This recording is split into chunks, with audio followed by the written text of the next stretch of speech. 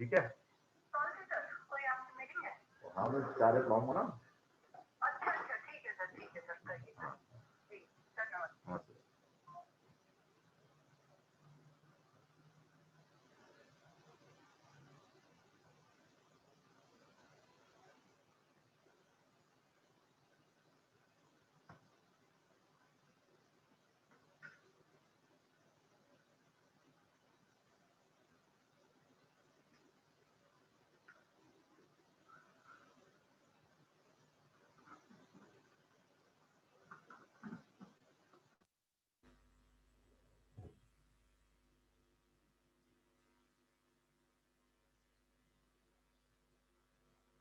Good afternoon, everyone. Can you hear me?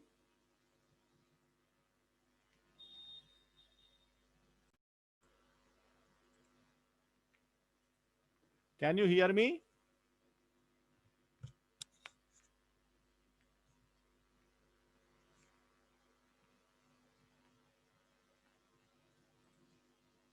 Hello?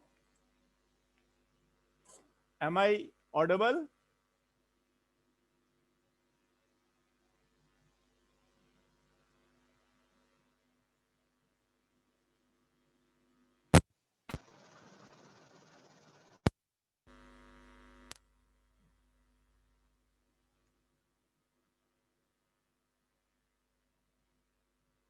Am I audible?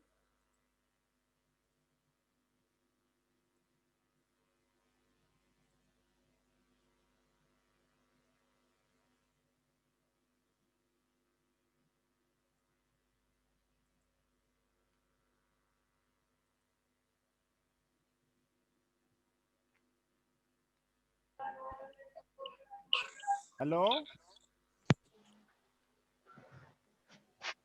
Hello sir, good evening sir. Good afternoon, everyone.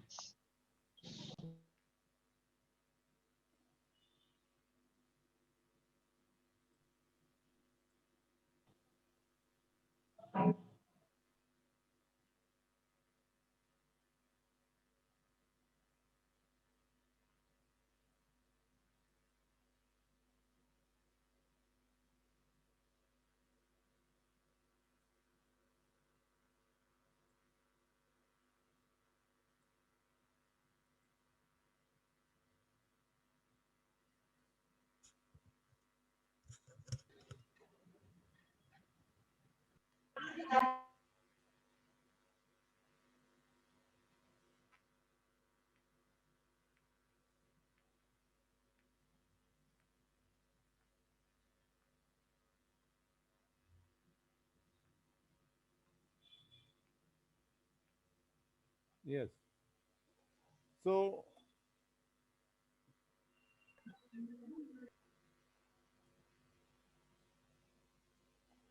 ये दो negative number का multiplication positive होता है. Can everyone hear me? Yes sir, yes sir. Yes sir. तो Yes ये sir. इसके ऊपर किसने क्या रिसर्च करी, एक एक करके बोलेंगे.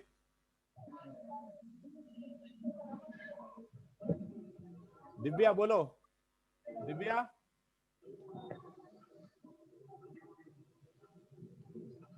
Multiplication of two negative number is positive number. Good afternoon sir. हाँ, गुड आफ्टरनून. क्या देखा इसमें, क्या पाया? सर मुझे तो डिस्ट्रीब्यूटिव लॉ के अकॉर्डिंग लग रहा है क्या मतलब? कि डिस्ट्रीब्यूटिव लॉ से हो जाएगा। डिस्ट्रीब्यूटिव लॉ से प्रूव हो जाएगा। हाँ जी सर। कैसे करोगे? कुछ करा लग रहा है या करा कुछ करा? नहीं सर, कुछ करके देखा था मैंने। हाँ तो बताओ क्या करा। सर जैसे अगर हम कोई भी एक रियल नंबर सपोज करते हैं, सपोज सी कोई रियल नंबर है और उसी में अगर हमें 0 चाहिए तो हमें सी अगर पॉजिटिव है तो हमें लेफ्ट साइड चलना पड़ेगा, सी में -c ऐड करना पड़ेगा। और अगर हम -c लेते हैं तो हमें राइट साइड चलना पड़ेगा, तो c प्लस -c 0 आ जाएगा। इसी तरह से सर फिर मैंने एक रियल नंबर और लिया a और a into C plus -c किया, फिर a into C plus -c is equal to 0 होगा। फिर इसमें डिस्ट्रीब्यूटिव लॉ का यूज करते हुए a into C plus a into -c is equal to 0। अब AC में आपको ऐसा क्या नंबर ऐड करना है कि आपका रिजल्ट 0 आए, तो वो नंबर होगा -AC। तो प्लस इंटू माइनस तो आ गया सर यहाँ से माइनस। हाँ प्लस इंटू माइनस तो माइनस आ गया। ठीक है सर। और अगर हम यहाँ पे A की जगह -a लेते हैं बाहर, तो -a into C plus -c कितना होगा 0। हाँ। और फिर यहाँ पे फिर डिस्ट्रीब्यूटिव लॉ यूज करेंगे तो -a into C is plus -a into -c result आना चाहिए 0। और अभी हमने पहले प्रूव किया -a इंटू सी तो आएगा दिव्या, दिव्या की बात सब समझ गए। भोजराज सिंह बोलो। भोजराज सिंह।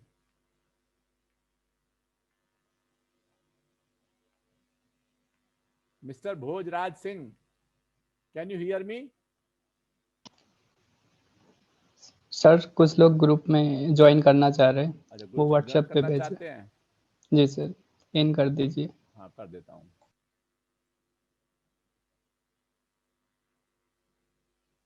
एडमिट ऑल कर दिए। 11 थे, 11 लोग हैं, 11 आ गए। Yes yes sir. तो अभी भी एक भोजराज सिंह। भोजराज सिंह बोलो, कहाँ है भोजराज सिंह? गायब है क्या? भोजराज सिंह गायब है क्या? भाई कोई बता सकता है उसका अता पता भोजराज सिंह का? सर ऐसे कैसे पता चल सकता है?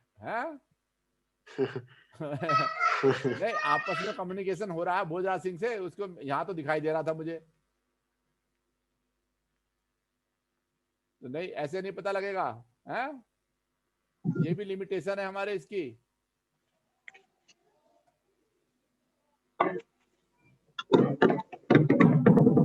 सर हैं इसमें भोजराज सिंह हैं। लिस्ट में तो आ रहे हैं भोजराज सिंह, बोल तो नहीं रहे ना भोजराज सिंह, कॉल कर रहा हूँ।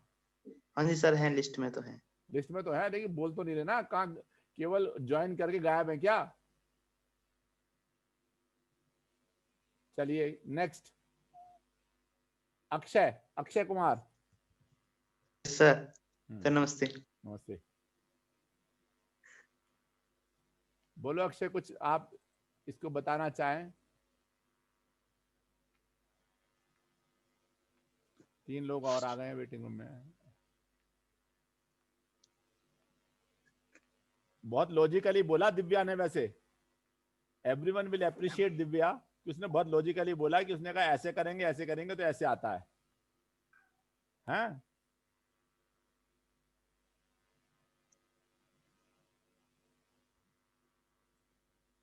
और कोई बोले? हेलो। हाँ बोलिए। हेलो सर, नमस्ते।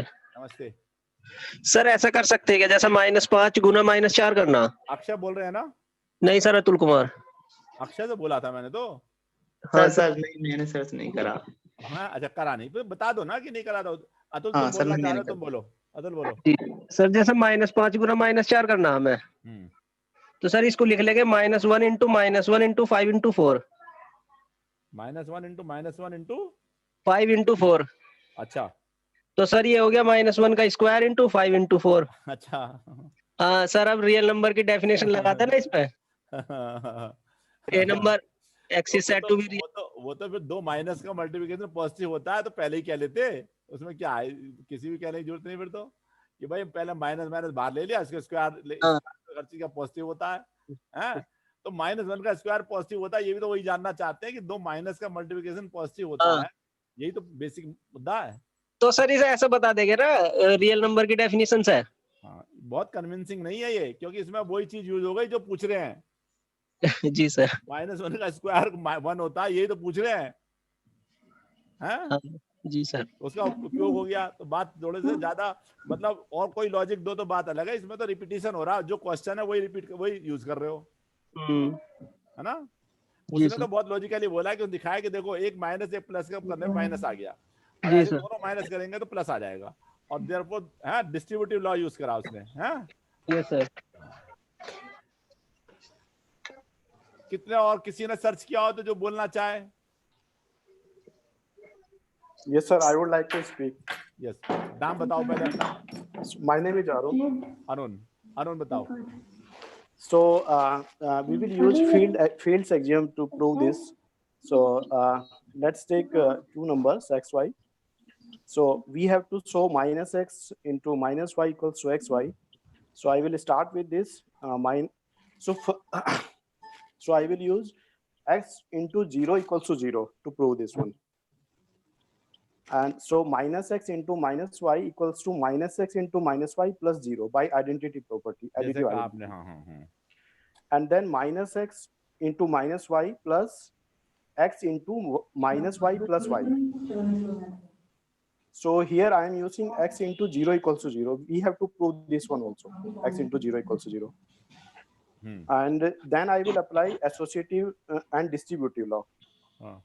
So it will become -x plus x into -y plus xy. So -x plus x, this -x is inverse of x. So this is again 0 into -y plus xy. So this is 0 plus xy, and then by additive inverse, this 0 is additive inverse. So 0 plus xy is xy. So -x into -y is xy. आपकी calculation को concentrate करने में दिक्कत हो रही है, जैसे आप बोल रहे हैं ना, आपके दिमाग में क्लियर है। So I think है ना, लेकिन औरों को दिक्कत होगी भी, है ना? हाँ, जब तक कि पेपर पे याद करके स्क्रीन नहीं दिखाओगे तब दिक्कत आ रही है जरा से। तो मैंने इसमें जो यूज किया है basically x into 0 equal to 0 use किया है, वो हमें प्रूव करना पड़ेगा।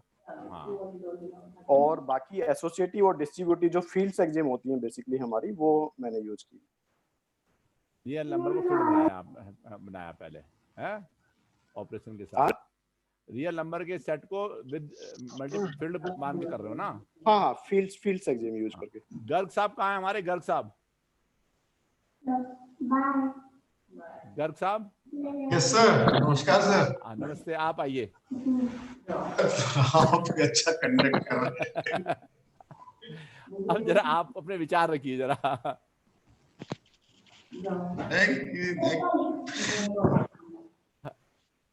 मतलब थोड़ा सा डिस्ट्रीब्यूटिव एसोसिएटिव ये कन्विंसिंग नहीं लग रहा। हाँ, मतलब ये कह रहा कन्विंसिंग नहीं लग रहा, कम से कम मतलब कन्वेंशन कहो या डेराइव्ड कहो, डेराइव्ड कर रहे हो, कन्वेंशन नहीं मान रहे भी हैं। Yes sir, yes. डेराइव्ड तो कैसे कर रहे हैं कि it should be like how we define multiplication, and during definition of multiplication the result should come as a consequence. और बेसिक चीज से करना चाहिए, हैं? Exactly, so that the children could understand. बच्चों के समझ में आए। लेकिन ऐसा है ना, बच्चों की समझ में हर चीज ऐसे आएगी नहीं। Mathematics is based on certain axioms, है ना? तो शुरू में तो उन एक्सियम्स को हम एक्सियम्स को ना बता के याद कराते हैं, बच्चों को रटा देते हैं, है ना? कि भाई ऐसे याद कर लो कि माइनस के प्लस में करोगे मल्टीप्लाई तो माइनस है। सर इसको प्रैक्टिकली नहीं सोच पाते हम कि loss multiply by loss becomes profit. This is sir मैं कुछ कहना चाहता हूँ। हाँ, नाम बताइए। अनुज कुमार भारद्वाज सर। अनुज कुमार भारद्वाज, बताइए सर। थोड़ा मैथ से हटके है, मतलब बच्चों को सिखाने के लिए कैसे हम ये बता सकते हैं कि माइनस माइनस प्लस हो जाता है। बिल्कुल ठीक सर। जैसे हम एक तरह से सर माइनस को हम अपने इनेमी की तरह कंसीडर करे और प्लस को सर फ्रेंड की तरह। दुश्मन का दुश्मन हमारा हाँ। दोस्त भी है। नहीं ये चलेगा नहीं, सोशल साइंस नहीं चलेगी। जी सर मैथ से हटके थोड़ा। अच्छा सर मैं कुछ बोलूं क्या? सर मैं उमेश बोल रहा हूँ। हाँ उमेश बोलो। अच्छा डिस्ट्रीब्यूटिव से ही है, लेकिन मैं थोड़ा सर आइडिया ऐसे आया था हल्का फुल्का सा, जैसे -x इंटू -y, तो दोनों से -1 इंटू एक्स पॉजिटिव ले लीजिएगा, क्योंकि -y में -1 इंटू वाई पॉजिटिव रख लीजिएगा। अब मेरा सिर्फ ये रहेगा कि -1 इंटू -1 को मैं पॉजिटिव दिखा दूं। हाँ एक ही बात है, यही दिखा दोगे तो काम हो जी जाएगा। सर, इसमें क्या है, वही डिस्ट्रीब्यूटिव लॉ अगर मैं यूज करता हूँ 1 इंटू -1, वही डिस्ट्रीब्यूटिव लॉ से तो सर दिव्या ने बताया था, वही कर रहे हो आप भी। हाँ this is third time, second वाला प्रूफ भी सेम था। जी सर, -1 इंटू 0 और उसको 0 को 1 -1 ले लीजिएगा और डिस्ट्रीब्यूटिव लॉ लगा करके। अभी बहुत कन्विंसिंग नहीं है, और हमारे गर्ग साहब तो बिल्कुल भी कन्विंस नहीं हुए हैं। नमस्कार जी। और कन्विंस करने की कोशिश करो, है ना। सर नमस्कार। हाँ नमस्ते, नाम बोलो। हाँ मैं उमेद सिंह बोल रहा हूँ सर। उमेद बोलो। हाँ हाँ सर मैं ये कह रहा, जैसे -2 से 6 को डिवाइड करते हैं यहाँ पे तो 3 आता है सर। -2 को 6 मतलब -6 को 2 से डिवाइड करते हैं तो 3 आता है सर। -6 को 2 से डिवाइड करते हैं तो 3 आता है सर। कहाँ 3 आता है? नहीं सर, -6 को -2 से डिवाइड करें सर, डिविजन यूक्लिडियन लेमा से। -6 को -2 से डिवाइड करें। हाँ जी हाँ जी।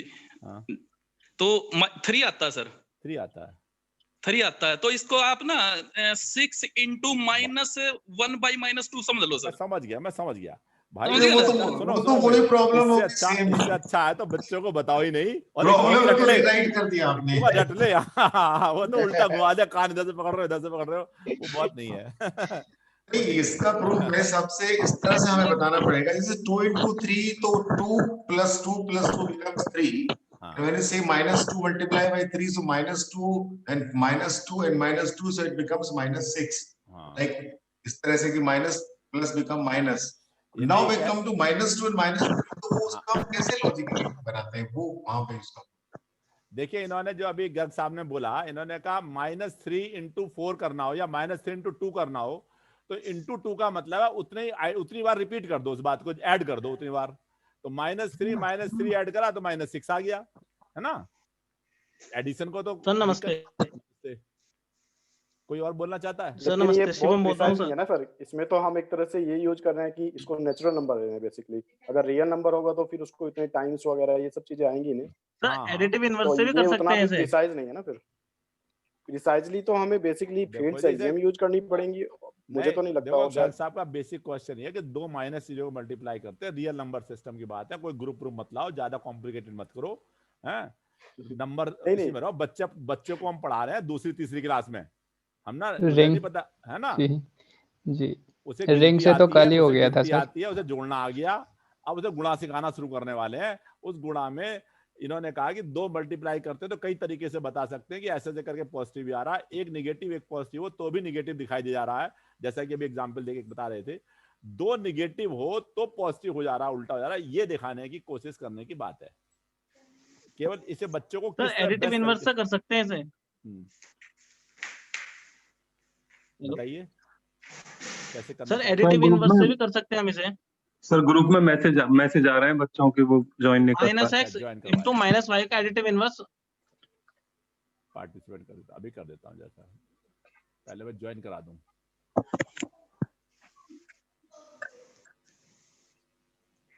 मीटिंग इसकी सेटिंग हमेशा चेंज हो जाती है। कहाँ गए? हो गए एडमिट सारे, कोई रह गया? 5 बच्चे रह गए थे एडमिट ऑल, अब हो जाएंगे। 4 रह गए, 3 रह गए। हाँ जी बोलिए बोलिए। सर एडिटिव इनवर्स से भी कर सकते हैं हम इसे। देखो जी, माइनस के आपने खूब अलजेब्रा में, ग्रुप थ्योरी, रिंग थ्योरी में खूब करे, माइनस प्लस हो जाता है। हम उसको नहीं सीखना चाहते, बिल्कुल नहीं सीखना चाहते। हमें तो छोटी क्लास में बढ़ाना, दूसरी क्लास को वहीं पे समझाने की दृष्टि से बताओ कि बेटा देखो। हाँ हेलो। हाँ, ये तो एक मेथड तो हो ही गया, कह दो याद कर ले भैया, याद कर ले, यही होता है। हाँ, ये आगे तो जाके समझ में आएगा। हाँ जी, हाँ जी। हाँ, नहीं एक सर, तरीके दो नेगेटिव चार्ज हैं सर, हाँ यूज करेंगे तो वो पॉजिटिव चार्ज बनाते हैं सर। अब फिजिक्स भी पढ़ा देगा तो दूसरी क्लास के बच्चे को। चल कोई बात नहीं, चलिए अब हम अपने टॉपिक पे आ जाए, वरना बहुत देर हो जाएगी, बहुत 20 मिनट पहले ही खराब कर लिया हमने। We will continue this discussion. आज हम देखते हैं साइटेशन इंडेक्स। हमारे पे 2-3 छोटे टॉपिक है ना, ये साइटेशन इंडेक्स वगैरह, इसे देखते हैं। Can you see my screen? My screen is visible? No, not now sir. No, not sir. Screen नहीं है सर। आप तो जी इंडेक्स है हमारे सिलेबस में क्या? जी इंडेक्स नहीं है, नहीं है, अभी नहीं है, तो अभी शेयर करके मैं दिखाता हूं। Can you see now? Yes sir. Yes sir. Yes sir. Citation क्या होता है, साइटेशन इंडेक्स क्या होता है ना, ये सोचने की बात है। मैं इसे स्क्रीन को थोड़ा छोटा कर दूं, कहां गया ये? यस, देखिए सर, ये मटेरियल शेयर कर दीजिए प्लीज। ये वाला जी कैसे शेयर होगा मुझे बताओ। सर, एक किसी भी एक मेंबर की मेल आईडी पे भेज दें और वो सबको भेज देगा ग्रुप में। मैं कर दूंगा। पहले यही करूं? 1 मिनट रुको, फिर पहले मैं मेल खोल के यही कर देता हूं। सर, इससे पहले वाले भी हैं, वो भी आप भेज दीजिएगा। आपके सिस्टम में तो होंगे ना सब? मैं पहले क्लास कर लो, फिर बाद में कर दूंगा। एक दिन कोई आ जाना मेरे पास आ जाना, मैं कर दूंगा, ठीक है? आ जाना मेरे कमरे पे, आ जाना या रूम पर। साइटेशन इंडेक्स क्या होता है? A citation index is a kind of bibliographic index, an index of citations between publications. 2 publications के बीच में citation है, allowing the user to easily establish which later document cite which earlier document. 2 document हैं, तो जिस document ने cite किया, तो जिस document ने cite किया वो document बाद वाला होगा पहले वाला होगा? बाद वाला होगा ना, तभी तो cite करेगा। और जिस document को cite किया वो पहले वाला होगा। An index of citations between publication, allowing the user to easily establish which later document cite which earlier document. जैसे आप रिसर्च पेपर में देखते हैं, आप उसे देख के बता दोगे कि ये पहला डॉक्यूमेंट है क्योंकि इसे साइट कर रखा है इसके अंदर। A form of citation index is first, अब इसकी हिस्ट्री बता रहा, is first found in 12th century. Hebrew religious literature मिला था ये पहला 12th century में। Legal citation indexes are found in the 18th century and were made popular by citators. एक citators such as Shepherd citations, 1873 की बात है। In 1960, Garfield Institute of Scientific Information introduced the first citation index for paper published in academic journals. First, the Science Citation Index, SCI, जिसे हम SCI बोलते हैं, Science Citation Index, यहाँ full form भी मिल जा रही है आपको, SCI क्या है। And later the Social Science Citation Index, SSCI, and the Arts and Humanities Citation Index. The first automated citation indexing was done by CiteShare in 1997. तो ये भी बहुत पुराना नहीं है, citation index भी आपका 20-23 साल पुराना बात है। And was presented other sources for such data include Google Scholar आप देखते हैं, और एक elsewhere Scopus। फिर से हिस्ट्री आती है, इसकी हिस्ट्री बताता है। Earliest known citation index is an index of biblical citations in rabbinic literature, the Mafteah ha Derashot, attributed to Maimonides and probably dated to this 12th century. ये Hebrew में थे, हिब्रू में। It is organized alphabetically by biblical phrase. Later biblical citation indexes are in the order of canonical text. These citation indices were used both for journal and for legal study. इसके ये अब ये history बता रहा हूँ। The English literature volumes of judicial reports included list of cases cited in that volume starting with Raymond's reports. ये अगर English legal literature में देखेंगे तो 1973 में मिलता है एक रेमंड्स नाम से रिपोर्ट्स, उसने साइट करा कि वहां से लिया। And followed by Douglas reports जो 83 में थी, 1783। Simon ग्रीनलीफ 1821 published an alphabetical list of cases with notes on later decisions affecting the presidential authority of the original decision. अब आप जानते हैं कि कोई डिसीजन आया उसके बाद कैसे कैसे एडमिट कर दो जरा तुम्हें admit. The first true citation index dates to the 1816 publication of Labatt Table of Cases, California, followed in 1872 by Weight Tables of Cases, New York. But the most important and best known citation index came with 1873 publication of Shepard Citations. तो इसका थोड़ी सी history बता के जितनी आपको याद रहे उतने साइटेशन के बारे में बता सकते हैं. मेजर साइटेशन इंडेक्सिंग सर्विसेज क्या क्या है? इंडेक्सिंग एंड एब्स्ट्रैक्टिंग सर्विस और साइटेशन इंडिसेस. सबसे फिर से वो वेब ऑफ साइंस जो बाद में है, Web of Science by Clarivate Analytics, जो पहले थॉमसन र्यूटर नाम से जाना जाता था, उसे बाई कर लिया इसने. Previously the intellectual property and science business of Thomson Reuters. और दूसरा है स्कूपस बाय एल्सेवियर. हम पहले भी देख चुके हैं दोनों को, वेब ऑफ साइंस में भी और स्कूपस के बारे में. Available online only which similarly combine subject searching with citation, browsing and tracking in the sciences and social sciences. इसके अलावा ओपन एक्सेस वाले भी हैं. इंस्पायर हेल्प हमने पहले देखा था, पबमेड भी है, एस्ट्रोफिजिक्स डेटा सिस्टम भी है, ये भी है हमारे पास. फिर से वही रिपीट कर रहा है सारे वेब ऑफ साइंस और स्कूपस किस बातें बताता है, कब से शुरू हुआ. ये रिपीटिशन ही है, एक बार आप पढ़ लोगे बहुत कुछ याद रहेगा और उस याद रहने के कारण आप इसके अंदर लिख पाओगे क्या लिखना है. यह वाला पैराग्राफ मैं पढ़ रहा हूं. Both Web of Science and Scopus are considered highly selective. Both are commercial enterprises whose standard and assessment criteria are mostly controlled by panels in North America and Western Europe. The same is true for more comprehensive database such as Ulrich's Web. ये Ulrich's Web का आ गया, Germany की तरफ चला गया ये. Such as Ulrich's Web, which lists as many as 70,000 journals, while Scopus has fewer than 50% of these, and Web of Science has fewer than 25%, while Scopus is large.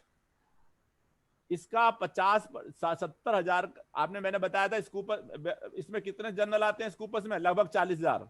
Web of science में लगभग 12,000 कुछ से ना data था हमारे, अपने picture देखा था. तो 40,000 को लगभग आधा, जो 70,000 ये उल्लेख करता है, उसका आधा तो वेब ऑफ साइंस में, इसमें स्कूपस में, और उसका भी आधा आगे 25% रह गया, ये आता है वेब ऑफ साइंस है.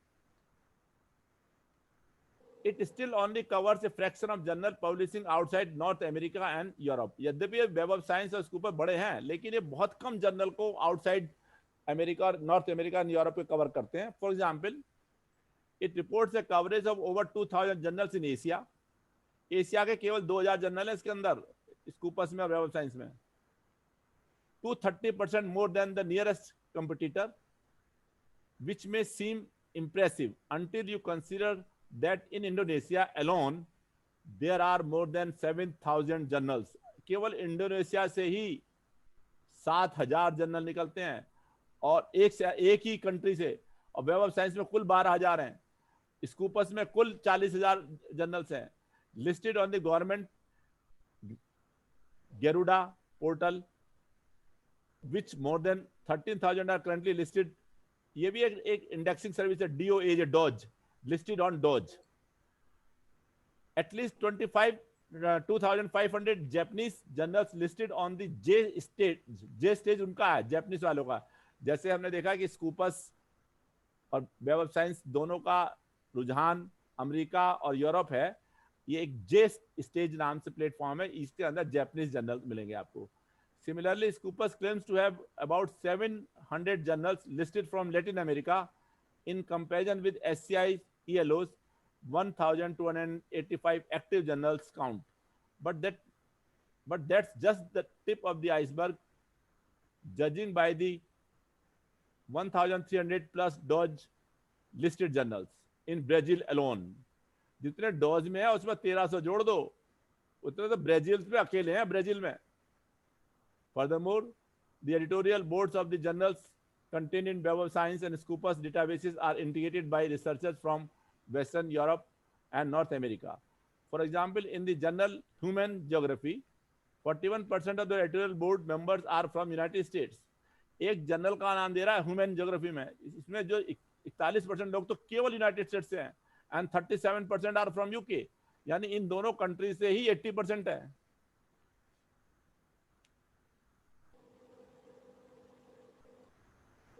एक और बात कहता है ये कि इसमें देखो नीचे डेटा दे रखा है इसने, and concluded that 85% of their editorial board members are based in United States. अगर वेब ऑफ साइंस और स्कूपस के डेटाबेस को देखोगे तो इसके अंदर के जो एडिटोरियल बोर्ड के मेंबर्स हैं 85% तो केवल यूनाइटेड स्टेट्स में ही रहते हैं। इसके इतना अधिक एक ही कंट्री की तरफ है। It comes as no surprise that this research that gets published in this journals is the one that fits the editorial boards world's view. हाँ, ये क्या कहना चाह रहा है ये? It comes as no surprise that the research that gets published in this journals is the one that fits the editorial boards world view. जो इसमें छपते हैं वो इस एडिटोरियल बोर्ड के व्यू को रिप्रेजेंट करते हैं, जो 85% तो यूनाइटेड स्टेट्स के हैं। Comparison with subject specific indexes has further revealed that geographical and topic bias, for example, Kearley found that by comparing the coverage of Rice research in CAB abstract with Web of Science and Scopus, the latter may strongly underrepresent the scientific production by developing countries and overrepresent that by industrialized countries, and this is likely to apply to other fields of agriculture. तो ये एक तो दिखा जाता है कि ठीक है वेब ऑफ साइंस भी बहुत अच्छा है, स्कूपस भी अच्छा है, लेकिन इसकी हिस्ट्री लिखते समय ये तो बताना पड़ेगा ना 85% तो अमेरिकन है इसके अंदर, ये सारे के सारे इसके अंदर इतने परसेंट यूके से लोग हैं, तो इनकी बायसनेस थोड़ी बहुत तो आई जाती है। तो ये आप इसे पढ़ सकते हैं सारे को, ये हिस्ट्री और इसकी दे रखी है पूरी। अब ये मैं बाद में केवल एक मैं दिखाना चाहता हूँ कि कौन कौन से जो ये साइटेशन इंडेक्स हैं पॉपुलर हैं वो बता। एक चाइनीज साइंस साइटेशन डेटाबेस, ये चाइनीज के सारे कवर करता है, इसको कवरेज अब धीरे धीरे स्कूपस भी करने लगा। एक है साइटेशन एनालिसिस, एक है साइट सीयर एक्स, एक है emerging sources citation index ESCI, emerging sources citation index. या साइंस नहीं है ये ESCI की पहले, इसका अगर आपको बताना हो वहां तो SCI में होता था साइंस साइटेशन इंडेक्स, लेकिन ESCI में साइंस ना होकर सोर्सेस है, emerging sources citation index. Google scholar आपने पहले एक दिन देखा था, गूगल स्कॉलर भी इंडेक्सिंग करता है, सारे पेपरों को कलेक्ट करता है, बहुत ज्यादा साइंटिफिक नहीं है लेकिन करता है। Index Copernicus, index Copernicus, Indian citation, ये इंडिया का, ये इंडियन साइटेशन जरूर लिस्ट बताना चाहिए क्योंकि हम अपने देश वाला का जरूर बताना चाहिए। इंडियन साइटेशन इंडेक्स है, बोलो यस। So ये index means you are comparing something. So don't you have some mathematical number? I mean to measure the index का क्या मतलब हुआ सर यहाँ पे? इंडेक्स तो इंडेक्स का मीन्स है नंबर। Yes sir. हाँ, तो नंबर हमने कैसे कैलकुलेट किया? ये करा ना, किस पेपर को किस पेपर ने इंडेक्स। सबसे पहले साइटेशन इंडेक्स की डेफिनेशन आया था, जैसे साइटेशन आया एक, आपने कहा इसका साइटेशन एक हो गया तो पता लग जाएगा इस पेपर को किसने साइट किया, और इससे ये भी पता लग जाता है कौन सा पहला कौन सा बाद में है। तो citation index means the number of times the particular paper has been cited. हाँ, साइटेशन का किसी पेपर का साइटेशन इंडेक्स 10 बताना है तो this paper has been cited 10 times. अच्छा, सिंपल नंबर है। हाँ सिंपल नंबर है। Journal citation reports, Korean citation index, इन्होंने अलग बना लिया अपना कोरिया वालों ने। The lens, Microsoft academic research. देखिए अब आप एक थोड़े दिनों में देखिएगा, जैसा कि हम और फील्ड में देखते हैं, माइक्रोसॉफ्ट एकेडमिक रिसर्च जो है ना ये बहुत बड़ा ग्रुप निश्चित तौर पे माइक्रोसॉफ्ट का है, बहुत बड़ा तेजी से बढ़ेगा, और ये हो सकता है कि अगली जनरेशन 10 साल बाद आप जो वेब ऑफ साइंस और स्कूपस का जो आज स्टेटस है वो माइक्रोसॉफ्ट एकेडमिक रिसर्च का हो। Russian science citation index, SCI ELO, scientific journal, ये भी नाम से है। Semantic scholar, Serbian citation index, ये मेजर साइटेशन इंडेक्स है। ये वो हैं उनके अलावा कौन कौन से जो हमने मेजर छोड़ दिए, स्कूपस छोड़ दिया और वेब ऑफ साइंस छोड़ दिया इसके अंदर से, इसके अलावा ये और हैं, और पबमेड छोड़ दिया। इस छोड़ने के बाद ये भी और है, आपको मतलब लिस्ट करने पड़ेंगे कौन कौन से इंडेक्स, साइटेशन इंडेक्स आप जानते हैं, तो ये भी साइटेशन इंडेक्स है इसके अंदर।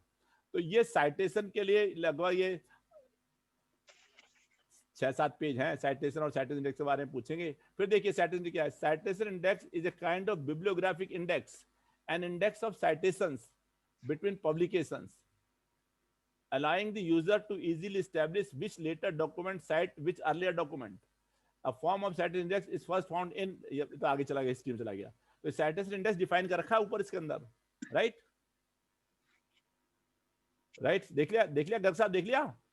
हाँ सर देखा है मैंने, थोड़ा सा ये बिब्लियोग्राफिक इंडेक्स के लिए मैं एक दूसरी अब इससे आप थोड़ी चीजें जो आगे कैसे कैलकुलेट करते हैं मैं ये उनको दिखाना चाहता हूँ, मैं एक दूसरी शेयर करूंगा।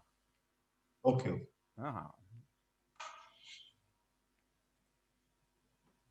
पहले मैं इसको स्टॉप शेयरिंग करता हूँ, फिर दूसरी शेयर करता हूँ।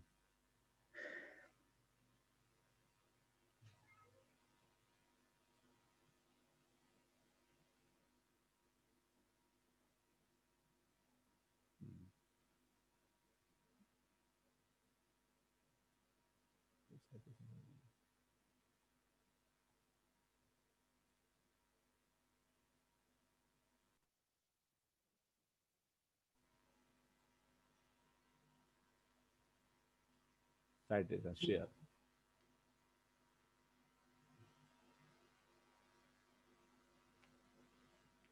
देखिए मैं स्क्रीन शेयर कर रहा हूँ, दिख अब विजिबल है screen?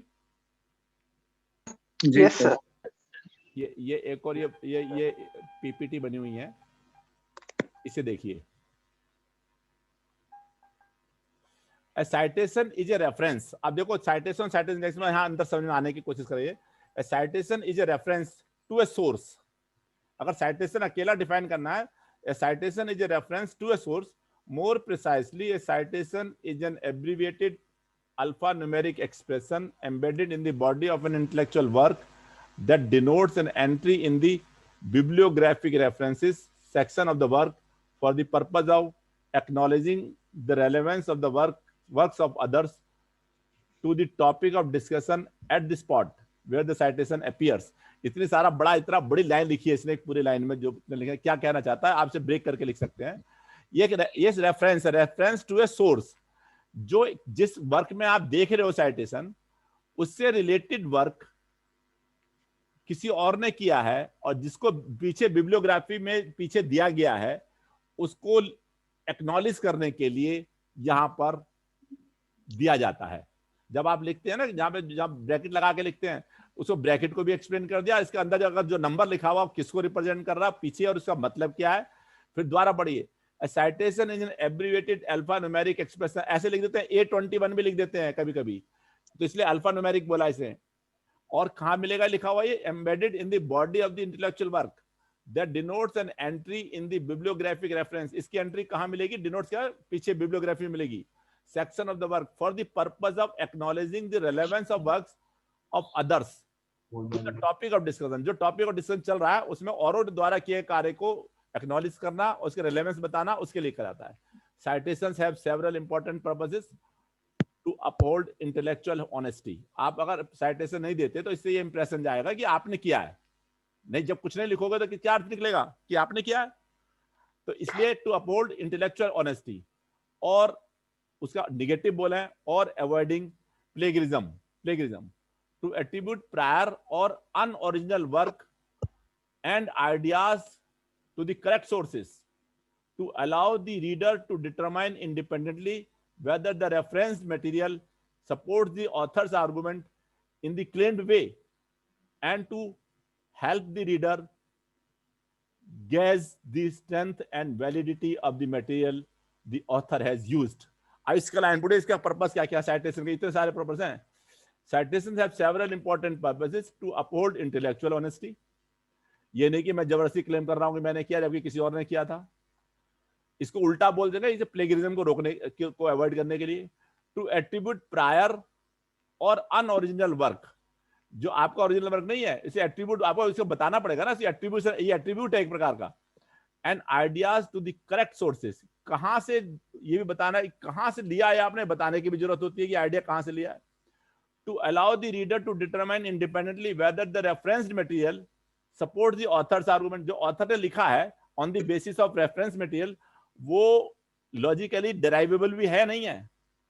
And to help the reader guess the strength and validity, validity का मतलब लॉजिकली डेराइवेबल भी है नहीं, यानी बात। The forms of citation generally subscribe to one of the generally accepted citation system. यहाँ है देखिए, साइटेशन सिस्टम भी जानना जरूरी है। जब साइटेशन और साइटेशन इंडेक्स पढ़ते हैं तो कैसे करें, यहाँ पर जो हम पे साइटेशन सिस्टम है वो एक होता है, सबसे पहले American sociological association ASA, American psychological association APA, and other citation systems हैं, ऑक्सफोर्ड का भी है, such as the Oxford, Harvard and MLA, अभी नाम सारे आ जाएंगे बाद में भी। Because there syntactic conventions are widely known and easily interpreted by readers. Each of these citation systems have its advantages and disadvantages. Editors often specify the citation system to use.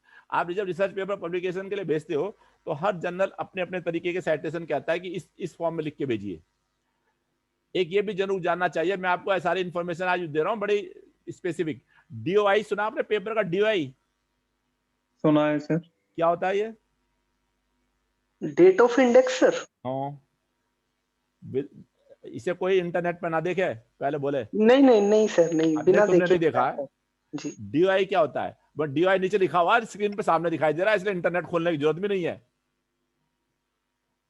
जो screen आप सामने देख रहे हैं, along with information such as authors, date and date of publication, title and page numbers, citations, इसमें क्या क्या होता है साइटेशन में? सबसे पहला होता है इंफॉर्मेशन सच एज ऑथर, आप देते हो ना, जैसे लिखते हो MK गुप्ता। डेट ऑफ पब्लिकेशन, पीछे लिखते हो ईयर वगैरह, पूरा डेट नहीं आती, डेट तो रिसर्च पेपर के ऊपर आ जाती है और पीछे रेफरेंस आ जाता है।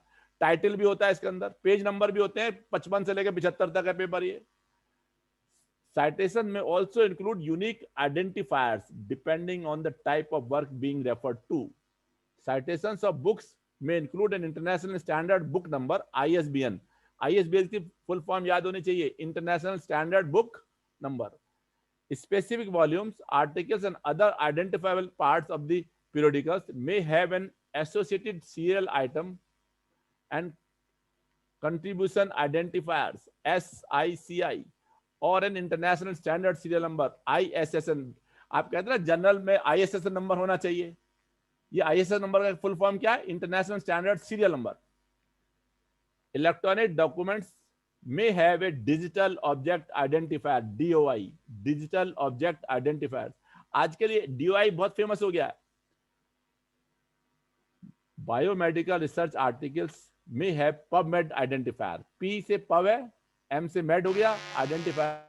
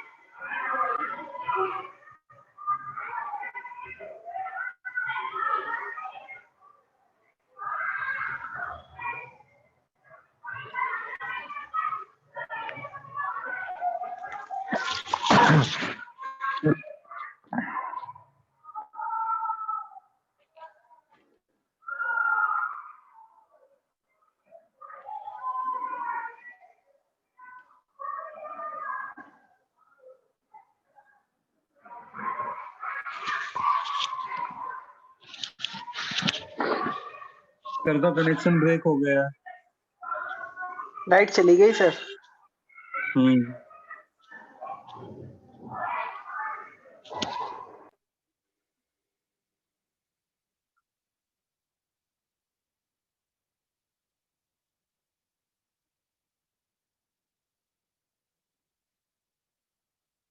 यार कोई मेरठ में है तो संपर्क कर ले सर से, मटेरियल तो लेना ही है। जी सर, अभी 1-2 दिन में ही कर लेंगे सर, मैं हूँ मेरठ में ही हूँ सर। अच्छा अच्छा, बंसल जी बोल रहे हैं? जी सर। हाँ बंसल जी, आप जाके कर देंगे तो ठीक रहेगा फिर तो। काफी दूर दूर से कैंडिडेट्स जुड़े हुए हैं इसमें। कोई प्रीवियस ईयर्स के पेपर भी सेंड कर दो अगर किसी के पास हो। मेरे पास कुछ है, मैं जो अपना दूसरा ग्रुप है उसमें डाल दूंगा आज कुछ पेपर। मेरे वैसे 3-4 पेपर आरएम के हैं और शायद 2 पेपर मेरे पास मैथमेटिक्स के हैं। हाँ, दूसरा आप ग्रुप डाल दो। कौन आपका सा है? नाम क्या है? जी, दूसरा आपका ग्रुप नाम क्या कौन सा है हमारा? एक जो अपने ही लोगों ने बनाया हुआ है ना पीएचडी नाम से।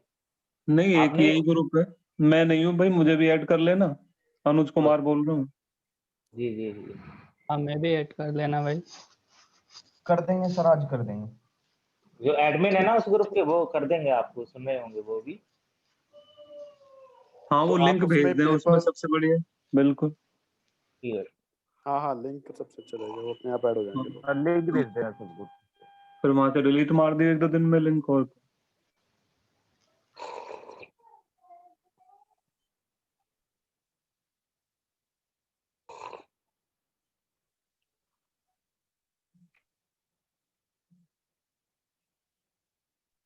सर लीव कर गए क्या?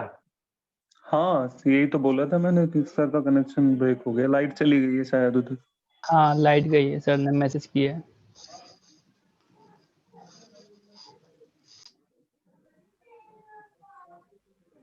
ज्वाइंट हो गए सर। आ गए, लाइट आ गई है। हम लास्ट टाइम यूनिक आइडेंटिफायर्स पढ़ रहे थे। Next is impact factor. ये भी कोर्स में है ना इंपैक्ट फैक्टर। यूनिक आइडेंटिफायर्स हमारे खत्म हो गए। इंपैक्ट फैक्टर और जनरल इंपैक्ट फैक्टर, जेआईएफ या आईएफ दोनों एक ही बात है। ये जनरल में GERENAL नहीं लिखा है, जनरल का ये जनरल है JOURNAL, general impact factor of an academic journal is A scientific index that reflects the yearly average number of citations that article published in the last 2 years in a given journal received। ये meaning तो इसने लिख दी language में, द्वारा मैं पढ़ देता हूं। लैंग्वेज को बड़े ध्यान से आप लोग भी पढ़ पा रहे होंगे। केयरफुली इस पूरी लाइन को पढ़िए। क्या है? इज अ साइंटोमेट्रिक इंडेक्स, ठीक है, इसमें that reflects the yearly average number of citations that articles published in the last 2 years in a given journal received in a given journal। तो इम्पैक्ट फैक्टर किसका होगा? आर्टिकल का होगा कि जर्नल का होगा? Yes, anyone? जर्नल का होगा सर। जनरल का होगा जर्नल क्या ना, in a given journal received आ गया ना। It is Yes, sir. Frequently used as a proxy for the relative importance of a journal within its field. ये क्या, किसकी तरह यूज करते हो इसको? कि उस जर्नल की इंपॉर्टेंस क्या है उस गिवन फील्ड में। क्योंकि आजकल सारे जर्नल भी स्पेसिफिक हो गए। साइंस के अलग, मैथ में भी कोई कंप्यूटर साइंस से निकाल रहा है, कोई केवल फ्लूइड, हम क्या स्पेशल फंक्शन लेंगे, कोई फ्लूइड डायनामिक्स से निकाल रहा है, कोई अप्रोक्सीमेशन थ्योरी की निकाल रहा है। टोपोलॉजी एंड इट्स एप्लीकेशंस में अधिकतर रियल एनालिसिस और टोपोलॉजी के जर्नल होते हैं, एंड सो ऑन। अब मास ट्रांसफर जर्नल का नाम है, एक जर्नल का नाम है हीट एंड मास ट्रांसफर, उसके अंदर सारे फ्लूइड डायनामिक्स के पेपर होते हैं। Journals with higher impact factors are often deemed to be more important than those with lower ones। तो इंपैक्ट फैक्टर की दो बातें बताई कि क्या रिप्रेजेंट करता है और इसको ज्यादा कम से क्या फर्क पड़ने वाला। जो ज्यादा इंपैक्ट फैक्टर है वो are often deemed to be more important than those with lower ones. Often लिखा है, ऑफन वर्ड जरूर लिखना चाहिए। ऑफन ना लिखो तो आपने तो सिद्धि कर दिया कि है ऑफन मतलब प्राय समझा जाता है। History, the impact factor was first devised by Garfield, the founder of the Institute of Scientific Information ISI। impact factors are calculated yearly starting from 75। यानी 75 से पहले किसी जर्नल का इंपैक्ट फैक्टर नहीं होता था। For journals listed in the journal citation reports, कौन से जर्नल का निकलता है इसका impact factor? Yearly starting from 90 for journals listed in journal citation reports JCR। ऐसे ही बस acquired by Thomson scientific and health care in it. इसी को जो ISI था, ये ISI क्या था? Institute for scientific information. इसको पहले थॉमसन ने एक्वायर कर लिया था। Thomson scientific and health care ने 92 में, and became known as Thomson ISI. In 18, Thomson ISI was sold to Onex Corporation. अब Onex 2018 में Onex Corporation के पास आ गया, and barring private equity Asia, they founded a new corporation called Clarivate. आपने Clarivate Web of Science का honour कौन है? यही है Clarivate, which is now the publisher of JCR. JCR का पब्लिशर कौन है अब? Clarivate है। तो ये जो इंपैक्ट फैक्टर है ये केवल यही देने का ऑथराइज है क्लैरिवेट। क्लैरिवेट किन जर्नलों का होता है? जो जेसीआर में होते हैं। जेसीआर में वही जर्नल लिस्टेड है जिनका ऑनर क्लैरिवेट है। तो इसका मतलब है ये जेसीआर, इसका ध्यान से पढ़िए, आपको कई चीजें आपके जो मिसअंडरस्टैंडिंग होंगी वो हट जाएंगी। कैसे निकालेंगे? अब कैसे हम इसको निकालें? कैलकुलेशन, अगर मान लो एक जर्नल है उसका 2020 का आपको इंपैक्ट फैक्टर निकालना है, जो ऊपर लाइन लिख दिया वैसे हमने, लेकिन उसको मैथमेटिकल तरीके से बता रहे हैं। Let a be the number of times article published in 18 and 19 were cited by index journals during 20। जो एक जर्नल लिया, ए क्या है? Number of times articles published in 2018 and 2 पिछले सालों में जितने भी उसके अंदर आर्टिकल्स 18 और 19 में पब्लिश हुए थे उस पर्टिकुलर जर्नल में, वो कितनी बार साइट हुए? 20 में। 20 में कौन से जर्नल में? Cited by index journals. यहां इंपॉर्टेंट बात है, कौन से जर्नलों में? Index journal. इंडेक्स जर्नल कौन से हैं? वो जेसीआर वाले ही हैं। वो ए ले लिया। B, the total number of citable items publish in 18-19। तो बी क्या हुआ? Total number of citable items क्या हुआ? Can anyone tell what is B? Sir वो आर्टिकल जो पब्लिश हुए थे, total number of article publish in 18 and 19, right right. जी जी। और दोनों को डिवाइड कर दो, हैं? तो आ गया इंपैक्ट फैक्टर। जो 2020 का इंपैक्ट फैक्टर होगा उस पर्टिकुलर जर्नल का, वो इन दोनों का डिवीजन होगा। अब जरा एक देखते हैं, हम अपना एक हाइपोथेटिकल एग्जांपल बनाते हैं। मान लो हमें 2020 का एक जर्नल का नाम ले लो, कुछ भी ले लो, मैथ ले लेते हैं, मैथ नाम, जर्नल का नाम मैथ लिया। मैथ नाम के जर्नल का हमें 2020 का इंपैक्ट फैक्टर निकालना है।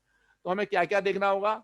हमें देखना होगा कि मैथ नाम के जर्नल में 18 और 19 में कितने पेपर पब्लिश हुए। Right? Can you hear me? Yes sir you are there. एक बार लाइट गई थी ना, मैंने कभी कट गया हो।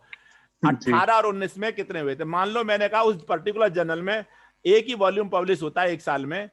18 में तो उसमें 25 पेपर आए और 19 में उसमें 30 पेपर आए। तो दोनों को जोड़ के रख लो, बी आ गया आपका। 25 और 30 है, साल में एक ही वॉल्यूम निकल रहा है उसका। हम वैसे जर्नल के 12 वॉल्यूम भी निकल सकते, तो 12 के 12 को जोड़ेंगे। हम ये मान के चल रहे हैं एक मैथ नाम का जो हमारा जर्नल है, हाइपोथेटिकल जर्नल है, उसमें साल 18 में 25 पेपर आए और 19 में 30 आए। तो बी तो हो गया 55 हो गया जी। ये देखिए वो जो 25 और सर इसमें हाँ लिखा हुआ है ना, तो हो सकता है उसमें से जो 55 आए उसमें से कुछ साइट ही ना हुए हैं। हाँ कुछ हो सकते हैं, बहुत सारे हो सकते हैं। तो उन्हें हमें एक्सक्लूड करना पड़ेगा ना। Total number of suitable exclude नहीं करना पड़ेगा। साइटेबल आइटम्स का मतलब ये जो साइट किया जा सकता था, वो तो सारे जर्नल होगा ना। ओके। नई साइट हो रही तो क्या करो, 0 आएगा उसका साइटेशन इंडेक्स। बिल्कुल ठीक है। तो अब अच्छा, अब ये अब आगे हमारे 55 आ गया बी की वैल्यू। अब ये 55 जो 2020 में किन जर्नलों को देखोगे? वो जो जेसीआर में लिस्टेड है उन जर्नलों को सारों को देखिए। आपने देखा कि जो 55 ये थे, 25 से 18 के, 30 19 के, 2020 के सारे देख रहे हो आप 20 के 31 दिसंबर 20 को आ गए। हम डेट भी हम आपको मेंशन कर देते हैं। 31 दिसंबर 20 की रात को चेक कर रहे हैं, या फॉर एग्जांपल 1 जनवरी 21 को चेक कर रहे हैं। उसको चेक कर रहे हैं हम कि ये दोनों इतने कब कितने पब्लिश हुए। आपने देखा कि टोटल ये इनके साइटेशन जो सारे जर्नलों में मिला के जो जेसीआर में था 100 आया। कि जो 55 पेपर थे 30 और 25, वो 2020 में 100 बार किसी ना किसी एक जर्नल में, जर्नल कौन सा जर्नल के वही ले रहे हैं केवल जो ऊपर लिखा था हमने जेसीआर वाले जर्नल में है। इंडेक्स जर्नल में, were cited by index journal. Index journal वही है, इसके अंदर आते हैं। तो उसका हो गया हमारे, हमने कितना बोला 100 बार, तो 100 बटे 55, 100 बटे 55। तो 100 बटे 55 जो हम करेंगे, ये हमारा उसका 1.8 समथिंग, 1.9 कह लो या 8 कह लो, इतना हमारा इम्पैक्ट फैक्टर आ गया। इसका मतलब इम्पैक्ट फैक्टर ज्यादा है, तो इसका मतलब क्या, उनका साइड ज्यादा हो रहे हैं वो जनरल, तभी तो ज्यादा। ऊपर फैक्टर तो ए है ना, है ऊपर ए होने का, और बी नीचे है। पेपर अगर कम पब्लिश करोगे तो कम ही साइट होते हैं, सब जानते हैं। जब संख्या ज्यादा पेपर होगी तो ज्यादा पब्लिश होंगे, लेकिन अगर संख्या ज्यादा होगी तो ज्यादा पब्लिश होंगे, तो बी फैक्टर भी तो बढ़ गया। अगर उसके बाद भी खूब ज्यादा साइट हो रहा है तो अच्छा काम हो ही रहा है। तो ए बाई बी ये इम्पैक्ट फैक्टर है। This is how impact factor is calculated. इसमें कोई भी न्यूमेरिकल एग्जाम्पल बना सकता है, और इसके अंदर ये बीच में डाल सकता है कि it was cited by so many papers in which these are the index journal and these are not index journals। अब आपको केवल इंडेक्स जर्नल वालों में लेना है कि साइटेड कहां हुए हैं, उसके बाहर नहीं लेना। इसका मतलब है ऐसा पेपर जो इंडेक्स जर्नल नहीं है, उसके अंदर आप पब्लिश भी कर, उसको साइट भी कर दोगे उस ऐसे जर्नल के अंदर, तो उस पर कोई फर्क नहीं पड़ने वाला है। उसकी तब भी जो उसका इम्पैक्ट फैक्टर आएगा वो अनअफेक्टेड रहेगा। यानी जो जर्नल बहुत हाई क्वालिटी नहीं है, यानी इंडेक्स जर्नल नहीं है, उसमें पब्लिश होने से साइटेशन स्कोर बढ़ने घटने वाला नहीं है। तो ये ऐसे निकाला आता है impact factor. Next is H index. हम पहले भी देख चुके, एक बार हम कह भी चुके what is H index. H index is an author level metric. ये ऑथर पे वो जर्नल की थी, ये ऑथर की है। That measures both the productivity and citation impact of the publications of a scientist or scholar. The H index correlates with obvious। हाँ sir नमस्ते सर, एक लड़का ज्वाइन नहीं कर पा रहा। ये 3 अच्छा मैं कर देता हूँ। ये देखिए, H index is an author level metric। जो पहली वाली थी हमारी जो थी हमारी इम्पैक्ट फैक्टर, वो तो है जनरल लेवल मीट्रिक। ये है author level metric that measures both productivity and citation impact of the publications of a scientist or scholar। The H index correlates with obvious success indicators such as winning the Nobel Prize, being accepted for research fellowship, and holding position at top universities। जो H index है ना, ये निश्चित तौर पे अगर देखोगे तो ये इसका इंडिकेटर है। जिन लोगों ने नोबेल प्राइज भी मिला उनको देख लो, उनके H index कितने पेपरों के, या जिनको अच्छी पोजीशन मिली यूनिवर्सिटीज में, उनके H index देख लो क्या। The index is based on the set of the scientists' most cited papers and the number of citations that they have received in other publications। The index can also be applied to the productivity and impact of a scholarly journal as well as a group of scientists such as a department or university or country। हमारा भी country का भी H index होता है। केवल ये ऊपर लिखा ना साइंटिस्ट और स्कॉलर, पब्लिकेशन ऑफ यूनिवर्सिटी का भी H index हो सकता है। उसको भी निकाल सकते हैं कि हमारे यूनिवर्सिटी में टोटल कितने जर्नल पब्लिश हुए। ये कह रहा है कि ये साइटेशन, ये the index can also be applied to the productivity and impact of a scholarly journal as well as a group of scientists such as department or university or country। The index was suggested in 2005। ये H index से शुरू हुआ है। ये H कहाँ से आया ये भी दिखने वाला है। ये H index 2005 में शुरू हुआ है। 2005 में जॉर्ज ई हिर्स ने इसे दिया था। A physicist at University of California San Diego, यहाँ पे थे ये। इसने ये कॉन्सेप्ट निकाला H index का as a tool of determining theoretical physicist relative quality and is sometimes called the Hirsch index or Hirsch number। इसको Hirsch index या Hirsch number, H को H कहाँ से आया, वो इसका नाम से आया, H Hirsch number। Next is I10 index। This is created by Google Scholar and used in Google's My Citations feature। ये केवल गूगल स्कॉलर में मिलता है, ये बहुत साइंटिफिक नहीं है। ये I10 इंडेक्स को कोई वेटेज नहीं देता है, ना स्कूपस में है ना वेब ऑफ साइंस में है। ये I10 index is the number of publication with at least 10 citations. This very simple measure, बहुत सिंपल तो है ही, देख पा सकते हो आप, is only used by Google Scholar and is another way to help gauge the productivity of a scholar. Advantage of I10, very simple and straightforward for to calculate. My citations in Google Scholar is free and easy to use।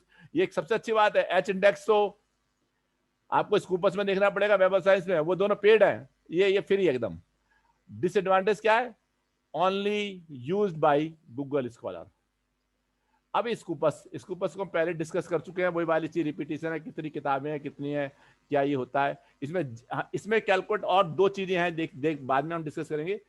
SJR क्या होता है, ये Scopus journal का होता है SJR, और SNIP आपने last में देख रहे हैं, SCI मैगो जर्नल रैंकिंग और SNIP सोर्स नॉर्मलाइज इंपैक्ट पर पेपर। ये दोनों चीजें, अच्छा एडमिट कर देता हूं, ये दोनों चीजें स्कूपस में यूज होती हैं। साइड स्कोर क्या होता है, ये cite score JCR impact factor, ये साइड स्कोर यहां पे लिखा हुआ है, you can read. Cite score of an academic journal is a measure reflecting the yearly average number of citations to recent articles published in that journal. This journal evaluation metric was launched in December 16 by Elsevier. ये 2016 में शुरू हुआ, side score शुरू हुआ